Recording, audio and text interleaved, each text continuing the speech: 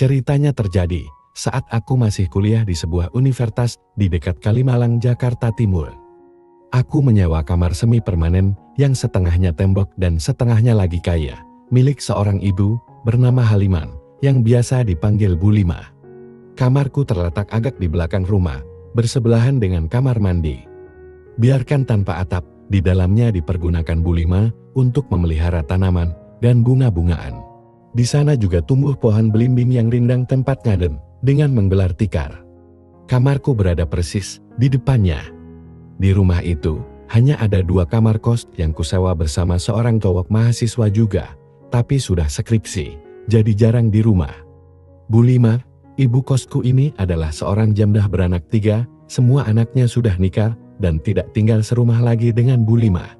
Ibu kosku ini sebenarnya sudah cukup tua, umurnya kira-kira 50 tahunan. Namun menurutku, untuk wanita seusianya, diri Bu Lima masih terhitung bagus, meski agak gemuk, namun masih terlihat menarik. Rambut yang hitam panjang selalu dijepitnya di belakang kepalanya dengan pembawaan yang tenang dan ramah. Kalau sedang di rumah, Bu Lima paling sering memakai dastuar TPS yang membuatku selalu mencuri-curi pandang kepadanya. Seperti biasa, pintu kamarku biarkan saja terbuka, agar udara segar dapat masuk.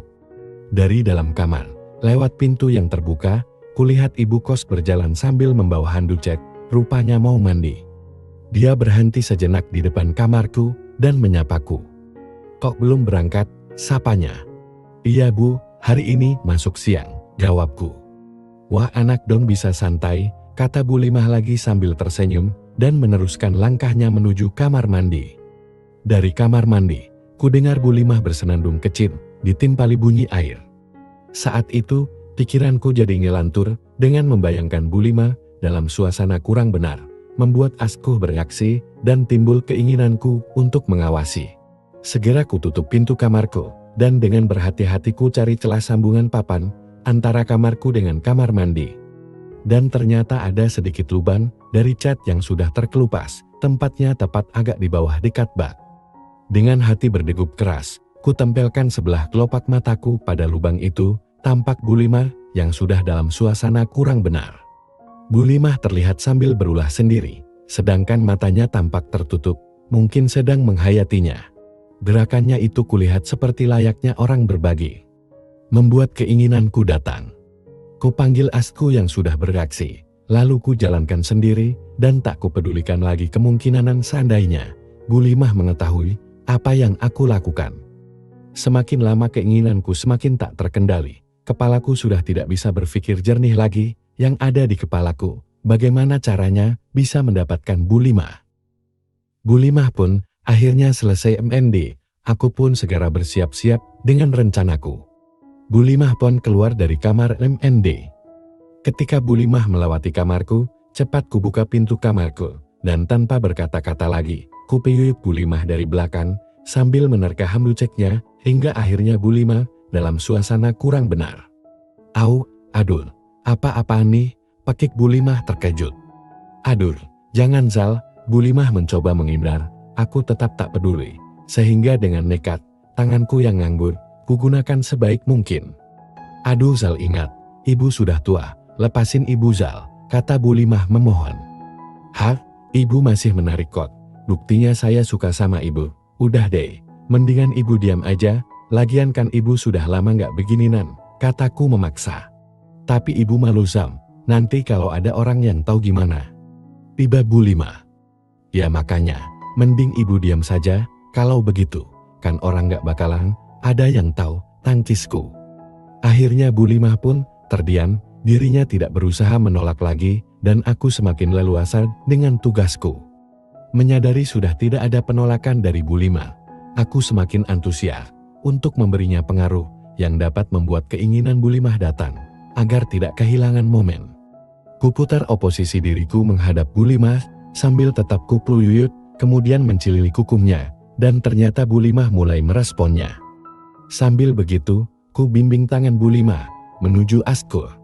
Tanpa ku minta, Bu Lima memindahnya, sehingga bisa terbebas.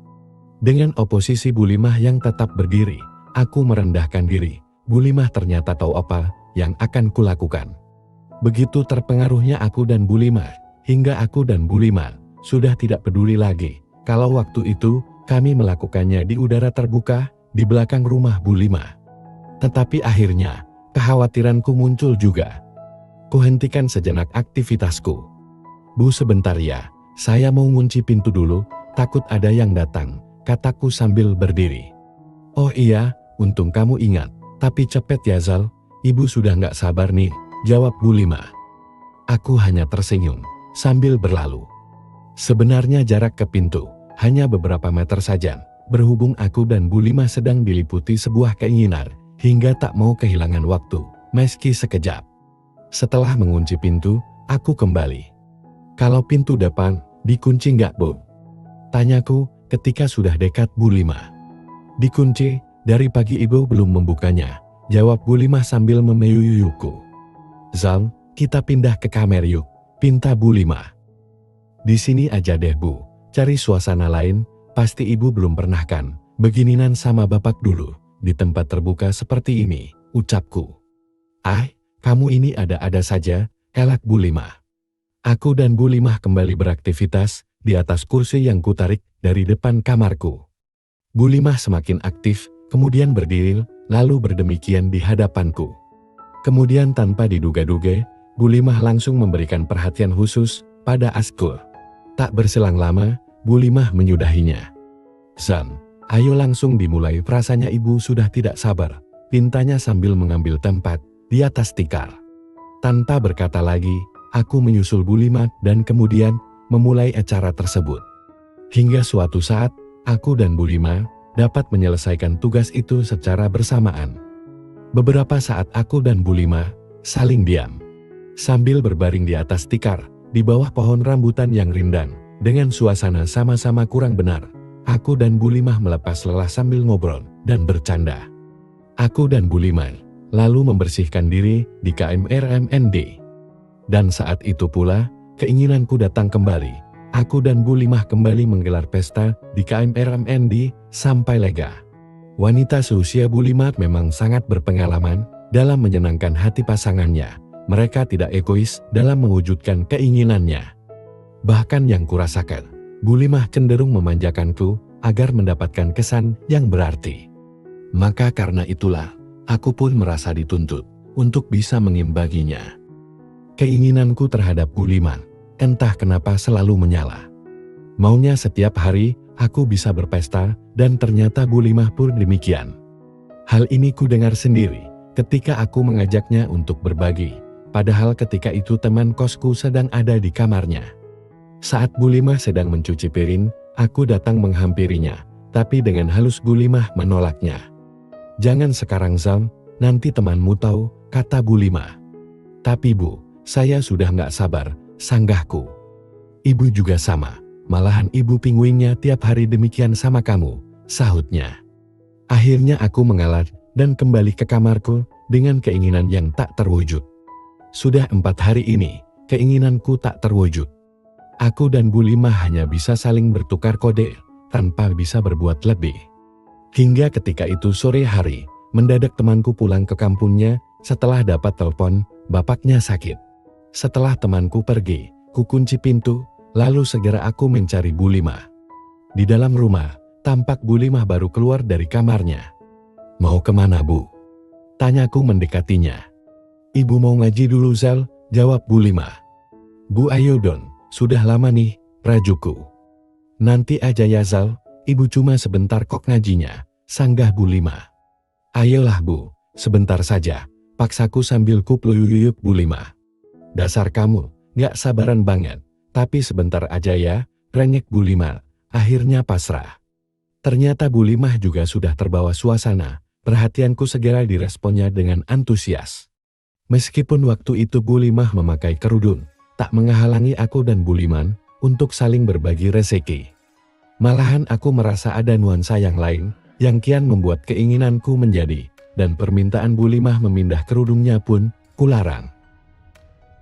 Ayo Zal, buruan mulai, pinta Bu Lima. Iya Bu, di sini aja ya Bu, jawabku sambil membimbing Bu Lima ke kursi panjang yang ada di ruang tamu. Tapi nanti, kalau ada orang gimana Zal? Tanya Bu Lima khawatir. Tenang aja Bu, kan kita nggak pindah semuanya, aku meyakinkan Bu Lima. Setelah itu, tanpa menunggu lama lagi, aku segera memulainya. Aku dan Bu Lima sama-sama bisa meraih puncak yang berkesan, walaupun tidak begitu lama. Aku dan Bu Lima sama-sama terdiam dengan masih demikian. Setelah keadaan dirasa normal, Bu Lima berdiri, kemudian berbenah. Udah ya Zal, ibu mau berangkat, kata Bu Lima sambil beranjak menuju kamar mandi. Aku lalu mengikutinya. Gara-gara ini nih, ibu jadi terlambat, kata Bu Lima sambil menunjuk Astul. Aku hanya nyengir mendengar gurauan Bu Lima. Setelah dirasa bersih, aku dan Bu Lima keluar dari tempat itu. Aku masuk ke dalam kamarku, sedangkan Bu Lima berjalan ke dalam rumah.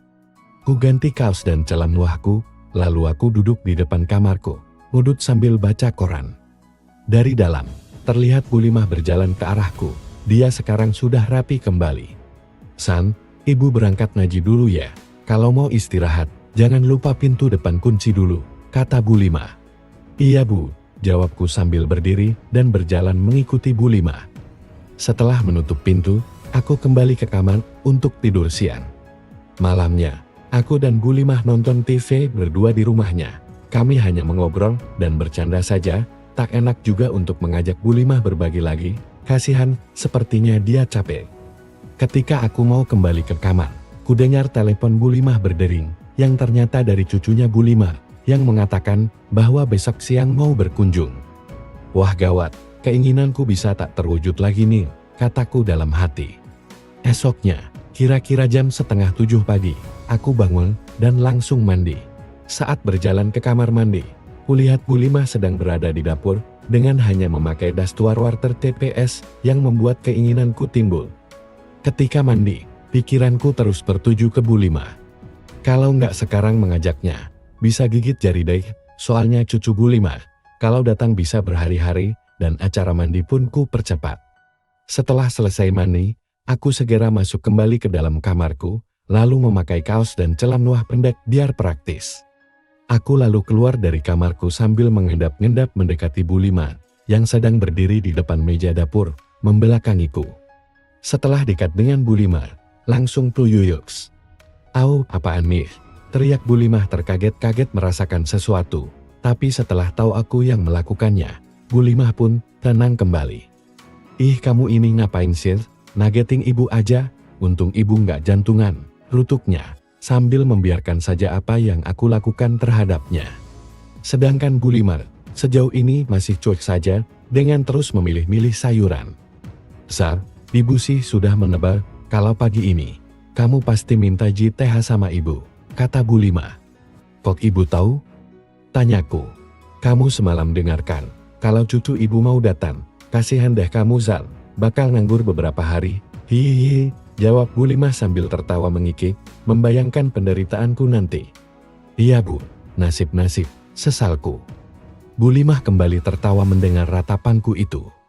Zal, berhenti sebentar, pintanya.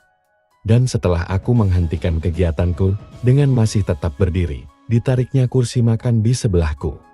Dengan oposisi seperti itu, memungkinkan aku semakin bebas mempengaruhinya. Setelah merasa pulih, Bu Lima lalu bangkit, dan aku pun kemudian duduk di atas kursi. Bu Lima lalu demikian, dari arah depan. Kemudian aku dan Bu Lima, menuju acara yang paling utama. Ternyata cucu Bu Lima tinggal lama, karena sekolahnya sedang libur panjang. Tinggal aku yang sengsara, menahan keinginan sama Bu Lima, yang tidak dapat terwujud. Akhirnya aku tak sabar lagi. Suatu sore, ketika Bu Lima hendak MND, dan cucunya sedang main di depan, ku hentikan langkah Bu Lima di depan kamarku, dengan berpura-pura ngobrol. Aku utarakan keinginanku pada Bu Lima. Bu, saya sudah nggak sabar lagi Mir, renyekku pelan pada Bu Lima. Sabar dong Zal, kamu kan tahu sendiri yang ada cucuku. Ibu juga sama, sudah kepingin, tapi ya gimana, jawab Bu Lima. Tuh ibu juga sudah kepingin kan, ayolah Bu, sebentar saja, desaku. Iya sih, tapi nggak ada kesempatannya. Cucu ibu itu loh, maunya sama ibu terus, jawab Bu Lima. Bu, gimana, kalau nanti malam, setelah cucu ibu tidur, ibu pura-pura saja sakit perut, atau setelah semua tidur, ibu nanti ke sini, usulku. Terus kalau pas kita lagi begitu, ada yang ke kamar mandi, gimana? Kata Bu Limah khawatir. Kita kan begitu-begitu tidak di kamar mandi, ucapku. Habis di mana? Di kamarmu. Tanya Bu Limah lagi. Ya enggak lah, itu sih resikonya sama. Di situ aja tuh, tempatnya kan gelap. Orang nggak akan melihat kita. Lagian, kalau ada orang yang keluar, kita bisa segera tahu, kataku sambil menunjuk tempat dekat pohon belimbing di depan gudang, yang kalau malam gelap gulita. Ya udah deh, kalau gitu, nanti malam ibu coba ke sini. Sudah ya nanti ada melihat, jawab Bu Limah setuju. Untuk semakin mematangkan rencana, dari habis isya, aku berpura-pura tidur dan lampu kamarku pun kumatikan. Menjelang tengah malam sekitar jam 11, kudengar pintu belakang rumah Bu Limah dibuka. Segera kulihat dari celah jendela, seperti yang kuharapkan, terlihat memang Bu Limah yang keluar. Segera aku bangun dan keluar. Tanpa mengeluarkan kata, setelah menutup kembali pintu rumahnya dan melihatku keluar dari kamar, Bu Limah langsung menuju tempat yang telah direncanakan. Aku menyusulnya dengan langkah hati-hati. Setelah berdekatan, aku dan Bu Limah langsung saling berciu-ciukan dengan mencoba tetap waspada kalau ada orang rimah yang keluar.